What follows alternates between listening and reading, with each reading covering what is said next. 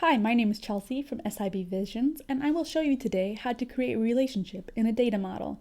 First, I open up the designer on the right and then choose my screen. In this example, I will choose employees. Next, I'll click the Edit pencil to open the editing wizard and click on More to see more options. I need to make sure I unlock the database changes at the bottom. Now I can change my data. For my use case, I want to manage for each employee a list of holidays. For that, I can use the following functionality. I click on the green plus at the top, click on Make Subtable, and name it Holidays. Within this table, I want to change holidays to From Date, for which I need to change the data type to Date. Then I will add another field for the To Date. Now I can store the holidays with To and From dates. This Holidays is a subtable.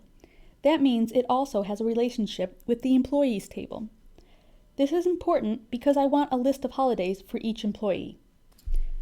I need within this database a subtable, so I click Finish and the data model is changed.